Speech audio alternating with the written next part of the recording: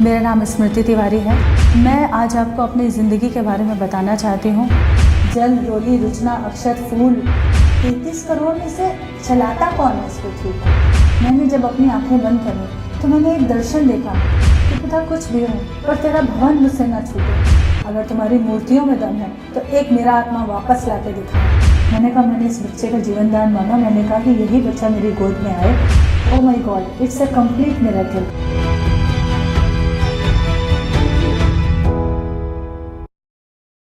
Praise the Lord, सबको जय मसीह की। मेरा नाम स्मृति तिवारी है और मैं यूपी की रहने वाली हूँ।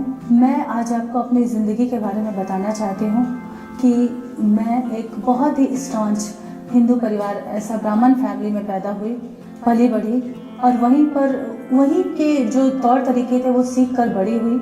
मेरी जो नानी थी वो मेरी एक तरह से कह लीजिए कि शिक्षक हुआ करती थी घर पे। लेकिन जो मेरा जन्म था वो बहुत ही त्रासदीपूर्ण समय में हुआ था, क्योंकि जिस वक्त मेरी मम्मी प्रेग्नेंट थी उसके कुछ ही महीनों बाद मेरे पापा रोड एक्सीडेंट में एक्सपायर हो गए थे और उसके कुछ महीनों बाद मेरा जन्म हुआ। और बचपन से बड़े होने तक मैंने एक चीज़ देखी थी कि इस दुनिया में लोग मतलबी बहुत हैं, स्वार्थी बहुत हैं, मौका परस्त हैं। सच्चा प्यार कहीं नहीं है और कहीं भी आप देखिए बनावट है। हर जगह एक चेहरे पे मुखौटे चढ़ाए हुए लोगों को मैंने देखा। जो हमारे सो कॉल्ड अपने थे वो भी हमारे अपने नहीं थे। मतलब जब हमें ज़रूरत होती थी तब वो काम नहीं आते थे, या अगर काम भी आते थे तो ऐसे एहसान जताते थे जैसे कोई बहुत भारी उपकार हमारा उन्होंने कर दिया है। इन्हीं सब के चलते मेरे अंदर एक खोज थी कि क्या इस धरती पर कोई है जो मुझसे सच्चा प्यार करता है।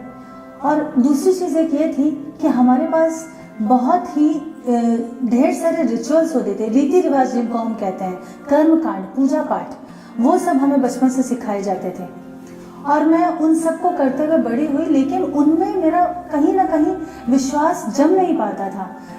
उदाहरण के लिए मैं अपनी नानी से पूछती थी कि नानी, कौन है जो इस पृथ्वी को चलाता है?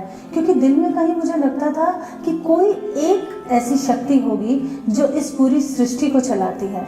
तो मैं उनसे पूछती थी कि कौन है, तो वो कहती थी हमारे पास 33 करोड़ हैं। फिर मैं कहती थी कि 33 करोड़ में से चलाता कौन है इस पृथ्वी को? वो कहती थी मुझे नहीं पता। फिर कभी कभी मेरे दिल में सवाल आता था तो मैं पूछती थी, अच्छा भगवान दिखता कैसा है? तो हमारे पास पूजा की एक अलमारी होती थी, उसमें बहुत सारी मूर्तियाँ और फोटोएं होती थी, तो वो उसकी तरफ इशारा करके कहती थी कि ऐसा दिखता है। फिर मैं कंफ्यूज हो जाती थी, मैं कहती थी लेकिन इनमें से किसके जैसा दिखता है? तो कई बार वो खींच जाती थी मेरे सवालों से और वो कहती थी मुझे नहीं पता कैसा दिखता है, तुम्हारे बेकार के सवालों का जवाब मेरे पास नहीं है। फिर कई बार मैं जब मूर्तियों को देखती थी तो उनको देख के मेरे अंदर एक ख्याल आता था। मैं पूछती थी कि अच्छा हमारे पास सिर्फ 2 हाथ हैं, 2 पैर हैं और हमारे पास कुछ भी ऐसा नहीं है जो एक्स्ट्रा ऑर्डिनरी दिखता हो, तो हमारे भगवान के पास ये सब क्यों है? वो कहती थी वो सर्वशक्तिमान है। तो मुझे ये सारी चीज़ें इतना कंफ्यूज करती थी कि कभी भी मेरा एक प्रॉपर विश्वास जम ही नहीं पाया वहाँ पर। और दूसरी चीज़ ये थी कि मैं खोजती थी कि कौन होगा इस धरती पे जो मुझे सच्चा प्यार देगा। और मेरी ये जो जर्नी थी ये ऐसे ही चलती रही और कई बार डांट खाई, मार भी खाई नानी से इस सब बहस और जरह के चलते, लेकिन वो सवाल का जवाब कभी नहीं मिला। और इन्हीं सब के बीच में कॉलेज में थी और कॉलेज में पढ़ाई के साथ साथ मैंने पार्ट टाइम एक जॉब ज्वाइन किया हुआ था। वहाँ पर इत्तेफाक से, परमेश्वर इत्तेफाक बहुत अच्छे और सुनहरे करता है, वहाँ पर एक आंटी थी, खान आंटी, वो विश्वासी थी, मुझे नहीं मालूम था। पर एक दिन उनके पास एक मैगजीन थी जो उन्होंने गलती से मेरी टेबल पे रख दी। और मुझे बचपन से किताबें पढ़ने का बहुत शौक था, किताबें मेरी सच्ची दोस्त थी। और उस मैगजीन को मैंने झपट लिया और रैंडमली खोला और जैसे ही उसको खोला तो उस पन्ने पे जो पेज मेरे सामने खुला, पवित्र आत्मा के विषय में बहुत सारी गवाहियाँ थी, बहुत सारी टेस्टिमनीज थी, साक्षियाँ थी। वहाँ पर कुछ ऐसा लिखा हुआ था। उस मैगजीन का नाम था यीशु बुलाता है, जीसस कॉल्स मिनिस्ट्री की वो मैगजीन थी। और मुझे उसको पढ़ने पे पता चला कि डीजे दिनाकर ने प्रार्थना किया और पवित्र आत्मा आग की लपटों की तरह उतरा। ब्रदर दिनाकर ने प्रार्थना किया और मैं अन्य भाषा बोलने लगा। पवित्र आत्मा के द्वारा ब्रदर ने मेरे सारे पाप बताए, मैंने पापों से क्षमा मांगी और परमेश्वर का अंगीकार किया। इस तरह के बहुत सारे डिवाइन एक्सपीरियंस पवित्र आत्मा के बारे में वहाँ पर थे।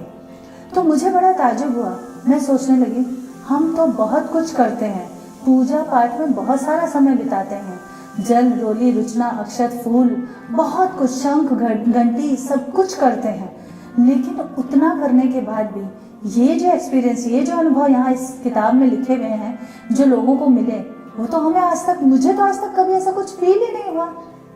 एक असीम शांति या आँख की लपटें या अन्य भाषा, तो मुझे लगा यार ये पवित्र आत्मा क्या सब्सटेंस है, मुझे ये चाहिए। और वो मेरा पहला स्टेप था मसीह के राज्य में, अनजाने में, क्योंकि मुझे पवित्र आत्मा चाहिए था। मुझे यीशु से कोई लेना देना नहीं था, मैं सिर्फ इतना जानती थी कि ये ईसाइयों का परमेश्वर है, इससे ज़्यादा कुछ नहीं, और मुझे जानना भी नहीं था। मुझे पवित्र आत्मा ने अपनी ओर खींचा, उसके जो एक्सपीरियंस थे वो मुझे चाहिए थे।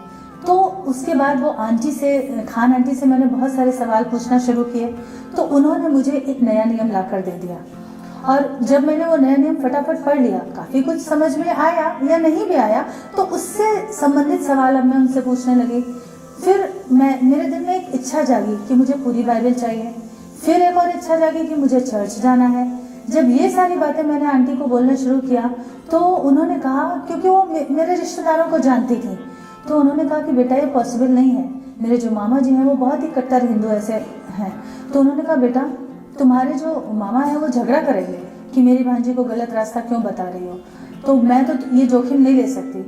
मैंने उनको बहुत रिक्वेस्ट करी कि आप प्लीज़ एक बार ले जाओ मुझे, आपके नाम पे कोई आँच नहीं आने दूंगी, मैं छुप के आऊँगी, पता भी नहीं चलेगा किसी को।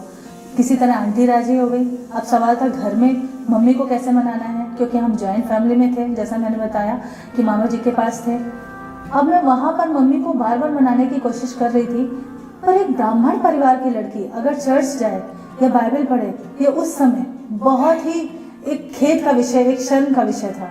तो मम्मी ने कहा नहीं, उन्होंने खुले तौर पे एकदम पहली बार में ही मना कर दिया कि नहीं ये नहीं हो सकता। फिर मैंने मम्मी को बहुत रिक्वेस्ट किया, मम्मी एक बार, फर्स्ट एंड लास्ट, एक बार जाने दो, कभी नाम नहीं लूँगी दोबारा। मम्मी ने कहा ठीक है, मैं एक बार किसी तरह संभाल लूँगी।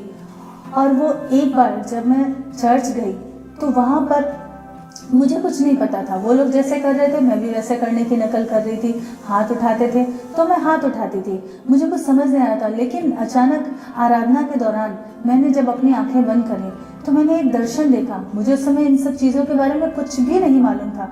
मैंने दर्शन देखा कि एक सफ़ेद चमकीले कपड़ों में एक पुरुष है और उसके साथ उसके बाल यहाँ काने तक हैं और बहुत ही उसका इतना मनभावना चेहरा मैंने ऐसा आज तक किसी मूर्ति, किसी फोटो में नहीं देखा।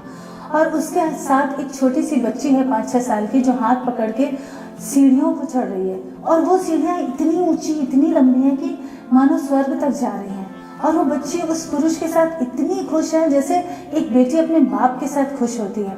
और मैं वो दर्शन देखकर डर गई। काफ़ी ऊंचाई तक, काफ़ी दूरी तक वो खुशी खुशी वो दोनों सीढ़ियाँ चढ़ रहे थे। और वो व्यक्ति जब देखता था उस बच्ची की तरफ तो बहुत ही प्यार, करुणा उनकी आंखों में मैंने देखा। और मैं इतनी खुश हो गई मानो वो मैं हूँ और वो कोई अनंत, कोई पिता, जिस पिता को मैं तलाश रही थी शायद वो है। पर मुझे कुछ समझ नहीं आया, मैं डर गई। मैंने डर के आँख खोल ली और इतना डर गई कि मैंने आंटी से, खान आंटी से भी इन बातों का कभी जिक्र नहीं किया। मुझे लगा, क्योंकि मुझे उस वक्त दर्शनों के बारे में कुछ पता नहीं था, पवित्र आत्मा के वरदानों के बारे में कुछ नहीं मालूम था। तो मुझे लगा अगर मैं इनको ये सब बोलूँगी कि मैंने आँख बंद करके ये सब देखा तो शायद ये मुझे पागल समझेंगी या क्या सोचेंगी मेरे बारे में। इसलिए बात मैंने मन में रखी। और फिर धीरे धीरे जब मैं बाइबल पढ़ती थी, धीरे धीरे मुझे परमेश्वर के बारे में थोड़ा थोड़ा समझने का मौका मिला।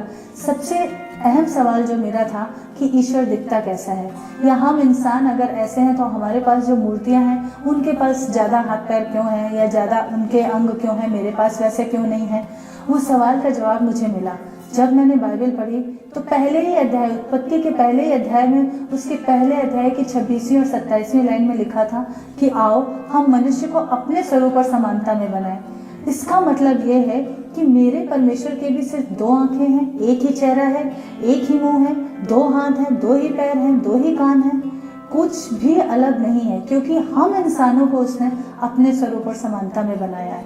मेरा वो बचपन का सवाल जिसका उत्तर नानी भी नहीं दे पाई थी, उसका जवाब मुझे बाइबल में मिला। और उतना ही नहीं, मेरी जिंदगी से जुड़े हर सवाल का जवाब मुझे बाइबल में मिलते गए।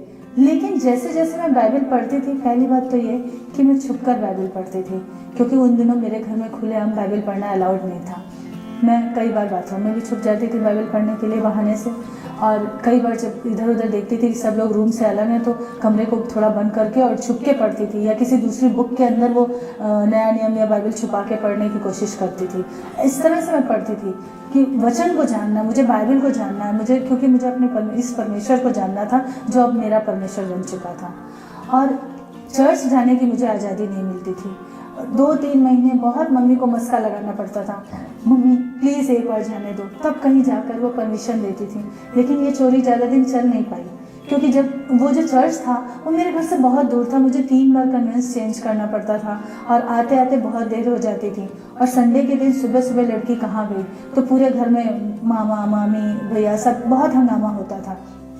नानी भी गुस्सा करती थी मम्मी को कि तुमने बहुत छूट दे रखी है। तो फिर मम्मी कहती थी नहीं, अब आज के बाद तुम कभी चर्च जाने का नाम मत लेना। उसके बाद मैं परमेश्वर से ये प्रार्थना करती थी कि प्रभु मैं कोई अपराध नहीं करूँ। जब भी मैं चर्च जाती थी चोरों की तरह छुप के, तो मैं ये प्रार्थना करती थी कि प्रभु कब मैं खुलेआम चर्च आऊँगी, कब मैं डंके की चोट पर बाइबल पढ़ूंगी, क्योंकि मैंने इस सच को जान लिया था कि अनंत काल का सच्चा पिता और जीवित परमेश्वर एकमात्र यीशु ही है। लेकिन मुझे आज़ादी नहीं मिल रही थी उस यीशु से खुलकर प्यार करने की। और ऐसे ही एक दिन ये हुआ कि क्योंकि कॉलेज टाइम मेरा ख़त्म होने वाला था, मेरी शादी की बात चल रही थी, तो मम्मी ने कहा कि जिस परिवार में, जिस पृष्ठभूमि में पैदा हुई हो तुम्हें शादी वहीं करनी पड़ेगी। और इस बारे में भी मेरी काफ़ी बहस हुई मम्मी से, लेकिन मुझे पता था कि मुझे मेरे मम्मी का आत्मा किसी भी तरह से जीतना है, और वो तभी होगा जब मम्मी की बात मैं सुनूंगी तो मेरी बात मम्मी सुनेंगी। और मैंने ठान लिया कि ठीक है, कैसे भी कुछ भी हो, मुझे यीशु से तो दूर रहना नहीं है, पर जो मम्मी कह रही वो भी करना है। तो मैंने इसके लिए, मुझे याद है उन दिनों सिविल लाइन्स एरिया में मेथोडिस्ट का एक खाली चर्च हुआ करता था। मैं सैटरडे को अर्ली मॉर्निंग वहाँ सेल्फ प्रेयर के लिए जाती थी। वो सेल्फ प्रेयर के लिए सुबह 7 से 10 उन दिनों खुला करता था। तो मैं अपने दिल की जितने भी गुबार होता था वो अपने पिता के सामने निकालने के लिए उस अकेले स्थान पे चर्च में जाया करती थी और सारी अपने दिल की भड़ास उनके सामने रो देती थी। और उस दिन मुझे आज भी याद है जब मैं गई, जब मेरी शादी की बातचीत तय हो चुकी थी, जो एट प्रेजेंट मेरे पति हैं देवेंद्र तिवारी, उनके साथ बातचीत चल रही थी, तो मैंने चर्च की दीवारों को छू कर रो रो कर प्रार्थना करी। मैंने कहा पिता मैं तुझसे बहुत प्यार करती हूँ और कभी मेरे जीवन में ऐसा होने मत देना कि मेरा और तेरा रिश्ता टूटे। कोई भी ऐसा व्यक्ति मेरे जीवन में मत देना जो हम दोनों बाप बेटी के रिश्ते के बीच में आए, क्योंकि आप जानते हैं मैंने इस चीज़ को देखा है और भुगता है। जब हम परमेश्वर के करीब होते हैं तो शैतान अपना जाल बिछाता है, और आए दिन मेरे कानों में वो ये झूठ बोलता था कि ये जो चोरी से छुप के चर्च आती हो, ये यीशु वाला नाटक अब बहुत जल्दी तुम्हारा बंद होने वाला है। और मुझे लगता था कहीं ऐसा ना हो इस अन्य जाति में शादी करके जब मैं जाऊँगी, मैं तो आज्ञाकारिता में जा रही हूँ, मम्मी का कहना मान रही हूँ, पर ऐसा ना हो कि मेरा ये जो चोरी छिपे बाइबल पढ़ना या कभी 3-4 महीने में एक बार छुप के चर्च आती हूँ वो भी बंद हो जाए। और मैं बहुत फूट फूट के रोई उस दिन। मैंने चर्च की दीवारों को छू कर रो रो कर प्रार्थना करी कि पिता कुछ भी हो पर तेरा भवन मुझसे ना छूटे, मैं तेरे बिना नहीं जी सकती। और सच में हमारा जिंदा खुदा है, वो हमारी हर प्रार्थना सुनता है, हमारे हर आंसू अपनी कुप्पी में रखता है। प्रभु ने ऐसा होने भी नहीं दिया। और जब मेरी इंगेजमेंट हुई, मेरी शादी तय हुई, मैंने एक चीज़ गुस्से में मम्मी को बोली थी। मैंने कहा था जहाँ मर्जी मेरी शादी कर दो, अगर मेरे पिता में दम है तो जिस परिवार में भेजोगी उस परिवार से आत्माएं लेके पिता के भवन में आऊँगी। अगर तुम्हारी मूर्तियों में दम है तो एक मेरा आत्मा वापस ला के दिखाएं। और मैं सच, मेरी ज़िंदगी इस बात की गवाही है कि मेरा परमेश्वर यीशु सच्चा परमेश्वर है। और जब इंगेजमेंट हुई उसके बाद मैंने मेरे पति को बोल दिया कि देखो मैं यीशु को बहुत प्यार करती हूँ और तुमसे शादी करने के बाद भी मैं यीशु को छोड़ने वाली नहीं हूँ। मेरे परिवार वाले मेरे बहुत खिलाफ हैं। मेरे मामा जी मुझे बहुत डांटते थे, बहुत गालियाँ, बहुत बुरा भला बोलते थे, और दूसरे रिश्तेदार भी और बातें बनाते थे कि ये लड़की तो बिगड़ गई है, ये तो अब यीशु करने लगी है, अब ये मतलब भ्रष्ट हो गई है एक तरह से, और इसका शायद कुछ और ही मकसद है। पर मैं जानती थी कि किसी इंसान से नहीं, मैं परमेश्वर से प्रेम में थी। किसी इंसान के लिए मैं आगे नहीं बढ़ी थी मसीह की तरफ। और पवित्र आत्मा ने मुझे यीशु से मिलाया था, यीशु ने मुझे पिता से मिलाया था। ये मेरी ज़िंदगी की कहानी है। और मैं यीशु जैसे सच्चे परमेश्वर को, जिसने मेरे लिए जान दी, मुर्दों में से जी उठा, उस परमेश्वर के प्रेम को मैं यही तो ढूंढ रही थी बचपन से। अब जो प्यार मुझे मिल गया तो मैं उसको कैसे छोड़ दूँ। और लोग नहीं समझ रहे थे मेरे और यीशु के प्यार को, पर मैं जानती थी कि यीशु मेरे लिए सीधा मार्ग निकालेगा। और जब मैंने मेरे पति को ये बात बोली कि आपसे शादी करने के लिए भी मैं यीशु को नहीं छोड़ूंगी, तो इतना नॉर्मल सा उन्होंने जवाब दिया। मुझे बहुत राहत मिली उस जवाब से। उन्होंने कहा ठीक है, मुझे पता है यीशु एक मीठा परमेश्वर है, लेकिन मुझे यीशु पे कोई भरोसा नहीं है, इसलिए तुम अपना विश्वास अपने पॉकेट में रखना, मुझ पर कोई फोर्स मत करना, मैं तुम्हें कुछ नहीं कहूँगा अगर तुम यीशु को प्यार करती हो तो। और वो तो मुझे बाद में पता चला, उन्होंने बताया कि मैंने इस चीज़ को बहुत हल्के में लिया था। जैसे और आजकल नए लड़के लड़कियां एक फैशन के तौर पर कभी कभी चर्च जाते हैं। उन्होंने कहा कि मैंने सोचा कि शायद तुम ऐसे ही जाती होगी, पर तुम्हारा इतना गहरा रिश्ता जुड़ा है ये मुझे समझ नहीं आया था उस वक्त। और शादी के बाद भी हमारी बहस होती थी कि सच्चा परमेश्वर कौन है। मैं कहती थी देखो, यीशु जिंदा खुदा है, उसने हमसे इतना प्रेम किया है कि हमारे पापों के लिए अपने आप को कुर्बान किया। इतना ही नहीं, वो मृत्यु पर विजयी हुआ है। और मेरे पति कहते थे हमारे पास 33 करोड़ देवी देवता हैं, तो फिर हमें किसी और की क्या जरूरत है। और एक ही घर में रहकर वो रुद्राक्ष की माला फेरते थे, पूजा करते थे, और मैं चुपचाप दूसरे कमरे में बैठकर बाइबल पढ़ती थी। इतना आर्ग्यूमेंट होने के बाद भी परमेश्वर का धन्यवाद हो, क्योंकि रिश्ता प्रभु की ओर से जुड़ा था। हमारे प्यार में कोई कमी नहीं थी, हम एक दूसरे को प्यार करते थे प्रभु के प्रेम से। ये तो तब जाना मेरे पति ने कि वो यीशु था, तीसरा धागा हम दोनों के बीच का, जो इस प्रेम को कभी कम होने देता नहीं और होने देगा भी नहीं। लेकिन उस वक्त हमारे सिर्फ एक स्पिरिचुअल पॉइंट पे ही आर्ग्यूमेंट होता था। और कई बार मेरे पति कहते थे कि ठीक है, तुम ज़्यादा बहस मत करो, अगर मैं यीशु का कोई आश्चर्यकर्म देखूं तो उसको मानो, हमारे पास कोई कमी नहीं है, हमारे अपने देवी देवता है, हमको क्या कमी, 33 करोड़ है हमारे पास, ऐसा वो बोलते थे। तो मैं कहती थी तुम्हारे 33 करोड़ पे मेरा एक यीशु भारी है, वो जिंदा खुदा है, इतना प्यार क्या किसी ने किया है। वही बात, मसीह का प्रेम जो लोग नहीं समझ पाते, उस वक्त मेरे पति नहीं समझ पा रहे थे। मैं कहती थी कौन है जो किसी और के लिए जान देता है, यीशु ने तुम्हारे लिए भी जान दी है। वो कहते थे मैं कैसे मानूं। और इन्हीं बातों को लेकर आर्ग्यूमेंट होता था। और फिर एक पॉइंट आता था जब वो कहते थे कि जब मैं आश्चर्यकर्म देखूंगा तब मानूंगा, तो वहां पर आर्ग्यूमेंट थम जाता था। पर मैं एक ही बात अपने परमेश्वर से मांगती थी कि प्रभु, क्योंकि उन दिनों मेरे हस्बैंड एयरफोर्स में थे और हम हैदराबाद में थे, तो वहाँ पर हमें कोई चर्च मालूम नहीं थी जहाँ इंग्लिश या हिंदी में सर्विस होती हो, क्योंकि हम नए थे उस जगह पे। तो हमारे आर्मी एरिया में वहाँ पर एक चर्च पड़ता था। तो जब रास्ते से वहाँ से गुजरते थे तो मैं उनको बोलती थी यहाँ गाड़ी रोको, मुझे 5 मिनट अंदर प्रेयर करने के लिए जाने दो। और फिर वही, चाहे मेथोडिस्ट हो, चाहे होली ट्रिनिटी हो, चाहे एबीसी हो, मैं तो ये कहती हूँ हमारा परमेश्वर डिनोमिनेशन में बंधा हुआ नहीं है, वो एकमात्र जिंदा खुदा और सच्चा परमेश्वर है। और मुझे हर जगह यीशु ही मिला। तो जब मैं वो एक अंकल थे, जॉन अंकल, उनसे की लेके अंदर प्रेयर करने जाती थी, तो एक ही प्रार्थना करती थी, प्रभु जो व्यक्ति तूने मेरे जीवन में दिया है, मेरी अपनी मर्जी से नहीं बल्कि तेरी मर्जी से, क्योंकि मैंने शादी के समय एक चिन्ह ठहराया था। जिस वक्त मेरे और मेरे पति की पहली मुलाकात हमारे पेरेंट्स ने तय की थी, मैं सुबह चर्च में यही प्रार्थना करके गई थी कि प्रभु ये जो व्यक्ति शाम को मुझे देखने आ रहा है, अगर ये तेरी ओर से है तब तो हमारा और इनका आमना सामना होने पाए, अदरवाइज इनको आने मत देना मेरे सामने। अगर तूने इसको मेरे लिए नहीं ठहराया है तो हम दोनों को कभी मिलने मत देना। और जब मेरे पति उस शाम पार्क में आए तो हम समझ गए कि हाँ, ये परमेश्वर की ओर से है। और मैंने यही कहा कि प्रभु ये पति तूने मुझे दिया है। तो परमेश्वर वो तो अभी तक चर्च के मेन गेट के बाहर खड़ा है। और समय बीतता गया और एक ऐसा पल आया जब हमें ये पता चला कि हाँ, हमारे घर में कोई नया मेहमान आने वाला है। मैं उस वक्त प्रेग्नेंट थी, लेकिन प्रेगनेंसी की जो रिपोर्ट्स आई वो उतनी अच्छी नहीं थी। दूसरा महीना बीतने के बाद भी जो रिपोर्ट्स आई थी वो ये थी कि मेरे यूट्रस में सिर्फ एक ट्यूमर के जैसा कुछ बढ़ रहा था। मतलब जो प्रेगनेंसी जिसको हम समझ रहे हैं, मेडिकल साइंस जिसको बोल रही थी, उसके कोई भी बॉडी पार्ट नहीं बने थे। और लोगों ने कहा कि नहीं, एक डॉक्टर से नहीं, आप इधर दिखाइए, उधर दिखाइए, इतने बड़े हैदराबाद शहर में क्या कमी है डॉक्टरों की। और हमने बहुत जगह दिखाया, सब जगह एक ही रिपोर्ट थी कि नहीं। और दूसरी चीज़, इंटरनल ब्लीडिंग हो रही थी, यूट्रस में इन्फेक्शन फैल रहा था। और डॉक्टरों ने यही कहा था कि ऑलरेडी लेट हो रहा है, टाइम निकल चुका है, ज़्यादा देर मत करिए। फाइनली एक गायनो के बारे में बहुत कीर्ति सुनी थी, तो उसके पास दोस्तों के कहने से हम उधर भी गए, कुछ लोगों ने सलाह दी।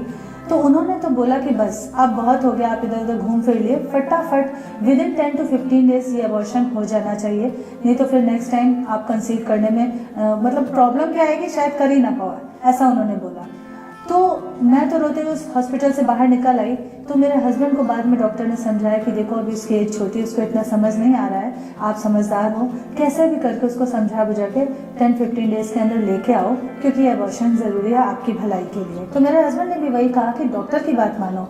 और मुझे नहीं पता कैसे मेरे अंदर से एक आवाज़ निकली। मैंने कहा इसी डॉक्टर से, इसी हॉस्पिटल से मैं इसी बच्चे की नॉर्मल रिपोर्ट लेके जाऊंगी। और उनको लगा कि शायद इसको सदमा लग गया है, बहुत ज़्यादा दुख में है, इसलिए बैकी बातें कर रही है। फिर मैंने कहा, जब वापस घर जा रहे थे उस हॉस्पिटल से, रास्ते में वही चर्च पड़ता था हमारे आर्मी एरिया में, कैंटूर एरिया में। तो मैंने कहा आप यहाँ रुको, गाड़ी को रोको, मुझे चर्च के अंदर जाना है। और मैं वो रिपोर्ट लेके गई। उस टाइम में मेरे हस्बैंड मेन गेट पे ही थे बाहर, और मैं रिपोर्ट लेके गई और मैंने वो अल्टर पे रखी। कोई नहीं था चर्च में, अकेले चर्च में मैं थी और मेरा इश्यू था। और मैंने कहा कि प्रभु मुझे पता है कि तू जिंदा खुदा है, कैंसर, एड्स, मृत्यु ये सब तेरे आगे खिलौने की तरह है, एक नाम भर है। हमारे लिए जो भारी चीज़ें हैं तेरे लिए वो सिर्फ एक नाम भर है, और तू इन सब पे विजयी हुआ है। मुझे तुझसे कोई सबूत नहीं चाहिए तेरी महानता का, पर तूने जो लोग मेरे जीवन में दिए हैं, मेरे पति वो अब भी मेन गेट के बाहर खड़े हैं, परमेश्वर उनको विश्वास दिलाने के लिए, उनके विश्वास की खातिर तो मुझे यही नॉर्मल बच्चा दे, यही बच्चा मेरी गोद में दे। और मैंने उस वक्त एक कवनेंट, एक वाचा बांधी अपने प्रभु से। मैंने कहा प्रभु मैं प्रण लेती हूँ, ये बच्चा तो मेरी गोद में दे, अब से देवेंद्र तिवारी के वंश में कोई दूसरा ईश्वर नहीं होगा, सिर्फ और सिर्फ यीशु मसीह तू ही हमारा परमेश्वर होगा। क्योंकि मैं जानती हूँ कि सच्चा खुदा इस पूरी संपूर्ण धरती पे, इस सृष्टि में एक तू ही है पूरे यूनिवर्स में। और इस तरह से प्रेयर करके मैं बाहर आई तो मेरे हस्बैंड ने पहली बार पूछा, अच्छा क्या मांगा तुमने? मैंने कहा मैंने इस बच्चे का जीवन दान मांगा। मैंने कहा कि यही बच्चा मेरी गोद में आए, और मैंने उसके साथ ही साथ एक वाचा बांधी है कि जब ये बच्चा हमारे जीवन में आएगा तो हमारे जीवन का एक ही परमेश्वर रह जाएगा, वो है यीशु मसीह। कोई दूसरा ईश्वर फिर हमारे जीवन में नहीं रहेगा। मेरे पति उस बात को सुन के एकदम डर गए और भड़क गए। उन्होंने कहा ये कैसे हुआ? क्योंकि मेरे ससुर एक स्टॉन्च ब्राह्मण थे, हिंदू थे, वो ज्योतिष और इन सब चीज़ों में बहुत बिलीव करते थे, अपने रिचुअल्स में, कर्म कांडों में, पूजा पाठ में। तो पापा से वो बहुत डरते थे, घर में सबसे छोटे बेटे थे। तो उन्होंने कहा पागल हो गई हो, ये सब कैसे होगा? पापा घर से निकाल देंगे, बिरादरी से बेदखल कर देंगे। फिर उन्होंने गुस्से में पूछा कैसे होगा ये सब? मैंने कहा ये होगा ही रे, गॉड विल प्रोवाइड। मुझे नहीं पता कि ये जो मैंने बोला है ये पूरा कैसे होगा, पर मुझे ये पता है कि ईश्वर हर प्रार्थना का उत्तर देता है। और मेरे पति को बोलती थी कि एक बार आप भी प्रार्थना में आ जाओ, और वो लेटे लेटे ही अपना हाथ ऐसे कर देते थे कि ठीक है लो कर लो प्रेयर। मतलब वो एक दर्शक की तरह देख रहे थे कि मेरे विश्वास को काम में आते हुए कि कैसे काम में आएगा इसका विश्वास या प्रेयर का आंसर। और 10 दिन के अंदर ही अंदर मेरे पति ने कहा बहुत हो गया, अब तुमने अपनी मन की मर्जी बहुत कर ली, अब वो सुनो और वो करो जो डॉक्टर ने कहा है। उस डॉक्टर ने उस हॉस्पिटल में जब मेरा केस सबमिट किया गया तो केस हिस्ट्री के अकॉर्डिंग मेरा अबॉर्शन होना था, और वो मुझे लेकर गई रूम में अंदर। पर परमेश्वर ने, जो मनों को बदलने वाला परमेश्वर है, उस जिंदा खुदा ने उस डॉक्टर के मन को बदला, और उसने मुझे बोला कि okay Smriti, go for one more scanning. एक और स्कैनिंग की रिपोर्ट जब कुछ मिनटों के बाद, कुछ आधे एक घंटा पौन घंटे के बाद जब वो रिपोर्ट आई हमारे हाथों में, डॉक्टर के हाथों में, तो यकीन जानिए वो डॉक्टर उछल गई और आश्चर्य किया उसने बोला oh my God, it's a complete miracle, complete normal baby है तुम्हारे यूट्रस में, कहाँ गए थे तुम लोग? और वो पहली गवाही मैंने उस डॉक्टर को दी। मैंने कहा हम कहीं नहीं गए थे, हम यीशु की शरण में गए थे, और वहाँ पर इन्फेक्शन का कोई नामो निशान नहीं था, बिल्कुल नॉर्मल था, सब कुछ जैसा कि उस वक्त होना चाहिए था। और वो जब मेरे पति ने देखा अपनी आंखों के सामने, उस दिन उनका जो पत्थर का हृदय था वो पिघल कर मांस का बना दिया परमेश्वर ने, और उस दिन उन्होंने जाना कि यीशु जिंदा खुदा है। और वहीं पे मेरा परमेश्वर रुका नहीं। बाद में जब हम डिलीवरी के लिए अपने शहर गए, जब हम कानपुर गए, और वहाँ पर डॉक्टर ने बोला 2-3 दिन पहले ही एडमिट कर लिया, उन्होंने बोला 26 जून को एडमिट कर लिया, उन्होंने बोला कि बच्चे का सर नीचे आ गया है, पानी पूरी तरह से निकल चुका है, कुछ ही घंटों में डिलीवरी हो जाएगी। पूरा 26 तारीख बीत गई, 27 तारीख बीत गई, कुछ पेन नहीं, कोई साइन नहीं, और वो डॉक्टर भी इंतजार कर करके थक गए। फिर फाइनली उन्होंने डिसीजन लिया कि अब कोई चारा नहीं है, अब ओटी तैयार करो, अभी सिजेरियन करना पड़ेगा। और वो टाइम पे भी मेरे हस्बैंड ने सिजेरियन पेपर पे, सिजेरियन करने के लिए मेडिकल पेपर पे साइन कर दिए। इसलिए मैं बार बार मैसेज दे रही थी अंदर से कि जाइए और प्रेयर करवा के आइए, और हर बार प्रेयर वॉरियर बोलते थे भाई चिंता मत करो, आपकी पत्नी की नॉर्मल डिलीवरी होगी। और हुआ ऐसा कि ओटी तैयार होने के बावजूद वो डॉक्टर नहीं आई टाइम पे।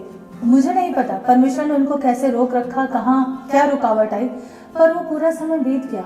दूसरा दिन भी लगभग निकल गया, अगला दिन शुरू हो गया और सुबह के 3 बजे 28 जून को सुबह 3 बजे अचानक से मुझे जो पेन हो ही नहीं रहे थे इंजेक्शन देने के बावजूद, वो पेन स्टार्ट हुए और तब नर्सेज दौड़कर डॉक्टर को बुला कर लाई और 3:15 बजे एकदम सेफ और नॉर्मल डिलीवरी हुई। ओटी पे साइन होने के बावजूद, ओटी तैयार होने के बावजूद मेरे परमेश्वर ने नॉर्मल डिलीवरी दी। उस वक्त मेरी सास, मेरी ननद सब वहाँ मौजूद थी और उन्होंने इस आश्चर्य कर्म को देखा।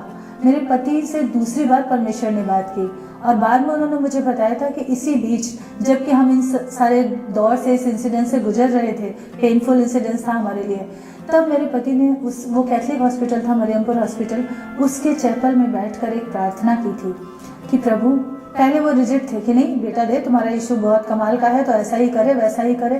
फिर उन्होंने अपने आप को दीन और हम्बल किया। उन्होंने कहा प्रभु, मेरी पत्नी और होने वाले बच्चे को सेफ रखना, तू बेटी दे या बेटा दे, पर अब से मैं तुझसे एक वाचा बांधता हूँ कि डेली नया नियम का एक चैप्टर रोज पढ़ूंगा। वो दिन और आज का दिन मेरे पति ने कभी बाइबल पढ़ना नहीं छोड़ा और परमेश्वर वफादार है यदि हम उसके लिए वफादार हैं तो। और सेफ और नॉर्मल बच्चा दिया। उसके बाद जो अकेले समाज के विरोध मैं झेल रही थी, अब मेरे पति भी इसमें शामिल थे। मैंने और मेरे पति ने मिलकर ये डिसाइड किया कि हम एक नाव पे पैर रखेंगे, सिर्फ और सिर्फ यीशु के नाव पर, सिर्फ और सिर्फ यीशु को थामेंगे, क्योंकि एकमात्र यीशु ही है जिसने हमारे लिए जान दी, जिसने हमसे इतना प्यार किया। जब हम उसको जानते भी नहीं थे तभी भी उसने हमारे पापों के लिए अपनी कुर्बानी दी, हमारे पापों को क्षमा दिलाई और उसके बाद वो मृत्यु से विजयी हो उठा। तो हम दो नाव पे पैर क्यों रखें? हम इंसानों को खुश क्यों करें?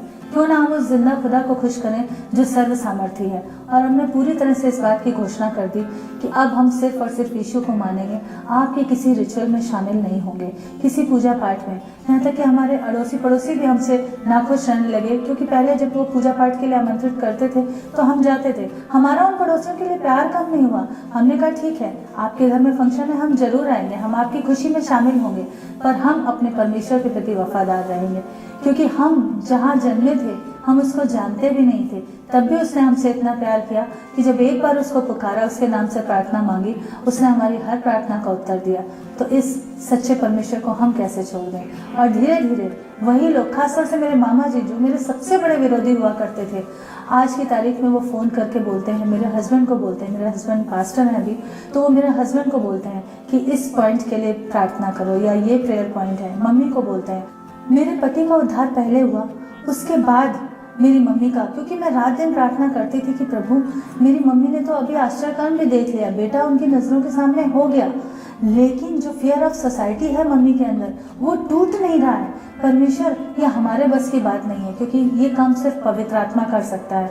मैं और मेरे पति जब भी मम्मी हमारे पास आती थी या हम उनके पास जाते थे, हम लोग मिलकर उनको मसीह के वचन के विषय में बताते थे। तो मम्मी ने धीरे धीरे नया नियम पढ़ना शुरू कर दिया। विश्वास धीरे धीरे उनका इस्टेब्लिश हो रहा था, लेकिन फियर ऑफ सोसाइटी उनके अंदर से नहीं जा रहा था और वो चोरी छुपे मानती थी यीशु को। पर मैं कहती थी मम्मी वचन में लिखा, और मम्मी पढ़ती थी इस चीज़ को, वचन में भी लिखा हुआ था कि यदि तुम मनुष्यों के सामने मेरा इनकार करोगे तो परमेश्वर के सामने मैं तुम्हारा इनकार कर दूंगा। और एक दिन ऐसा हुआ कि जब हम राजस्थान बॉर्डर पे पोस्टेड थे तो मुझे खबर आई कि मम्मी को माइनर अटैक हुआ है। और जब बाद में मम्मी ने मुझे बताया कि जब वो आईसीयू के लिए ले जाई जा रही थी तो एकदम से उनको वो वचन याद आया कि यदि तुम मनुष्यों के सामने मेरा इनकार करोगे तो परमेश्वर के सामने मैं भी तुम्हारा इनकार कर दूंगा। जिस परमेश्वर से सारी आशीषें ले रहे हैं उसके साथ अपने रिश्ते को कबूल करने में हम लोगों से हिचक रहे हैं। ये बात उस दिन मम्मी को बहुत शर्मिंदा कर गई और उनके अंदर एकदम से वो सारी प्रार्थनाएं जो हमने उनके लिए की थी, पवित्र आत्मा की ओर से सामर्थ आई।